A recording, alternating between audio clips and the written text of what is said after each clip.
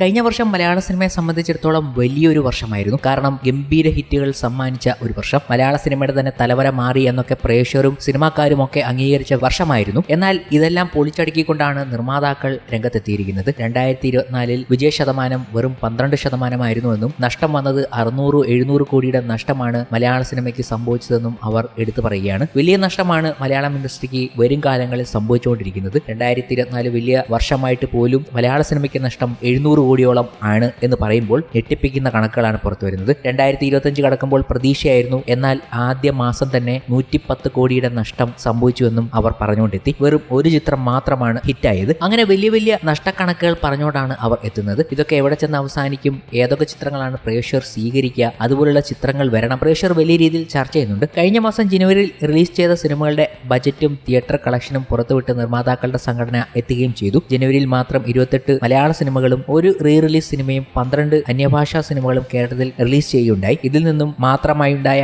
നഷ്ടം 110 കോടിയാണ്. 30 കോടി മുടക്കിയ ടൊവിനോ തോമസ് ചിത്രം ഐഡന്റിറ്റി കേരളത്തിൽ നേടിയത് വെറും 3.5 കോടി രൂപയാണ്. ചിത്രങ്ങളുടെ ലിസ്റ്റിൽ ഹിറ്റായത് ആസിഫ് അലി, ജോഫിൻ ടി ചാക്കോ കൂട്ടുകെട്ടിലെത്തിയ രേഹാ ചിത്രം മാത്രമാണ്. ഏകദേശം 8.5 കോടിയായിരുന്നു രേഹാ ചിത്രത്തിന്റെ ബജറ്റ്. കേരളത്തിലെ തിയേറ്ററുകളിൽ നിന്നും 12.5 കോടി കളക്ഷൻ ചിത്രത്തിന് ലഭിക്കുകയുണ്ടായി. കൂടാതെ നമ്മൾ വിചാരിച്ചുകൊണ്ടിരുന്ന മമ്മൂട്ടിയുടെ ഹിറ്റ് സ്ട്രൈക്കുകളൊക്കെ വലിയ രീതിയിൽ പൊളിച്ചെടുക്കുന്ന രീതിയിലുള്ള വിവരങ്ങളാണ് പുറത്തു വന്നത്. മമ്മൂട്ടിയുടെ മമ്മൂട്ടി കമ്പനി ഇറക്കിയ പല സിനിമകൾക്കും പരാജയങ്ങൾ നേരിടേണ്ടി വന്നിട്ടുണ്ട്. ബജറ്റും ചിത്രത്തിന്റെ കളക്ഷനും വെച്ച് നോക്കുമ്പോൾ അത് തന്നെയാണ് സംഭവിച്ചിരിക്കുന്നതെന്ന് പുതിയ റിപ്പോർട്ടുകൾ സൂചിപ്പിക്കുകയാണ്. അവസാനം ഇറങ്ങിയ ഡൊമിനിക്കും പരാജയം തന്നെയാണ് നേരിട്ടിരിക്കുന്നത്. എന്നാൽ ഈ സിനിമകൾ തിയേറ്റർ കളക്ഷൻ കൂടാതെ മറ്റ് ബിസിനസ്സുകളിൽ നിന്നും ലാഭമുണ്ടാക്കിയ സിനിമകളാണെന്നും നിർമ്മാതാക്കളുടെ സംഘടന പറയുന്നുണ്ട്. എന്നാൽ തിയേറ്ററിൽ ഒരു വിജയ കളക്ഷൻ ലഭിച്ചിട്ടില്ല. സിനിമയിലെ ബജറ്റിന്റെ 60% തുക താരങ്ങളുടെ സാങ്കേതിക പ്രവർത്തകരുടെയും പ്രതിഫലമാണെന്നും ഇതാണ് സാമ്പത്തിക നഷ്ടത്തിന് ആക്കം കൂട്ടുന്നതെന്നും ഇവർ അഭിപ്രായപ്പെടുന്നുണ്ട്. ഇങ്ങനെ വലിയ നഷ്ടക്കണക്കുകൾ വരുമ്പോഴും മലയാള സിനിമയിൽ വമ്പൻ സിനിമകൾ സാധ്യമാകുന്നു എന്നതാണ് കാണേണ്ടതും. മോഹൻലാലിനെയൊക്കെ കേന്ദ്രീകരിച്ച് ഗംഭീര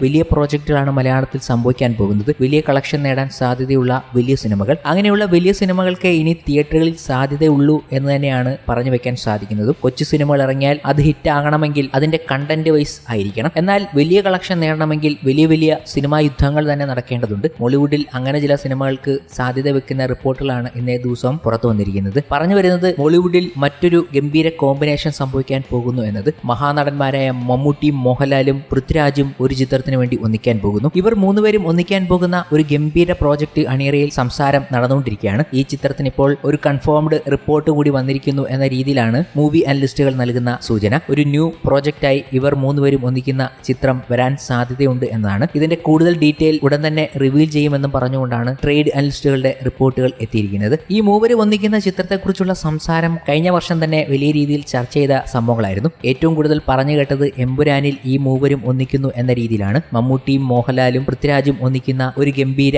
എമ്പുരാൻ തന്നെ വന്നേക്കാനുള്ള സാധ്യതയുണ്ട് എന്ന രീതിയിൽ പറഞ്ഞപ്പോൾ എമ്പുരാനിൽ മമ്മൂട്ടി ഇല്ല എന്ന് വ്യക്തമാക്കിക്കൊണ്ട് പൃഥ്വിരാജ് എത്തിയിരുന്നു. എന്നാൽ ഇതൊന്നുമല്ല, ഇവർ മൂന്നുപേരും ഒന്നിക്കുന്ന മറ്റൊരു ന്യൂ പ്രോജക്ട് അണിയറയിൽ സംഭവിക്കാൻ പോകുന്നു എന്നതാണ്. ആ പ്രോജക്ട് അണിയറയിൽ ഓണാണ് എന്ന് തന്നെയാണ് ഇപ്പോൾ ലഭിക്കുന്ന വിവരങ്ങൾ. മമ്മൂട്ടിയും മോഹൻലാലും പൃഥ്വിരാജും ഒക്കെ ആണെങ്കിൽ അങ്ങനെ ഒരു ഗംഭീര പ്രോജക്ട് അണിയറയിൽ സംഭവിക്കാൻ സാധ്യതയുണ്ട്. ഇതുമായി ബന്ധപ്പെട്ട് പല റിപ്പോർട്ടുകളും വരുന്നുണ്ട്. മലയാള സിനിമയിൽ ഇങ്ങനെ ചില കോമ്പിനേഷനുകളിൽ വലിയ വലിയ സിനിമകൾ അണിയറയിൽ ഒരുങ്ങാൻ പോകുന്നുണ്ട്. മഹേഷ് നാരായണൻ ഒരുക്കാൻ പോകുന്ന MMN എന്ന ചിത്രവും ഇതുപോലൊരു കൊളാബറേഷനിൽ വരുന്ന വമ്പൻ ചിത്രമാണ്. അതുപോലെ മലയാള സിനിമയിൽ വലിയ വലിയ പ്രോജക്റ്റുകൾക്ക് സാധ്യത വളരെ ഏറുന്നു. വലിയ കളക്ഷൻ നേടാനുള്ള വലിയ പ്രോജക്റ്റുകൾ അണിയറയിൽ ഒരുങ്ങുന്നു എന്നതാണ്. ഇനി ഷാറുഖ് ഖാനൊക്കെ എടുത്ത പോളിസി നമ്മുടെ നടന്മാരും എടുത്താൽ ഗംഭീരമായിരിക്കും. കാരണം സിനിമ വലിയ സക്സസ് ആയാൽ അതിന്റെ ഒരു പെർസെന്റേജ് നടന്മാർ വാങ്ങിക്കുന്ന രീതിയൊക്കെ ഷാറുഖ് ഖാൻ അടുത്തിടെ പത്താൻ പോലുള്ള സിനിമകൾക്ക് വേണ്ടി വെച്ചിരുന്നു. അദ്ദേഹത്തിന്റെ റെമ്യൂണറേഷൻ ഈ ഒരു രീതിയിൽ. അതുപോലെ നമ്മുടെ താരങ്ങളും എടുത്താൽ മലയാള സിനിമയ്ക്ക് ഗുണം ചെയ്യുമെന്നാണ് ഇപ്പോൾ അനുമാനിക്കാൻ സാധിക്കുന്നതും. എന്തൊക്കെ നഷ്ടമായാലും മലയാള സിനിമയിൽ വലിയ വലിയ സിനിമകൾ സംഭവിക്കുന്നു എന്ന സൂചനകൾ തന്നെയാണ്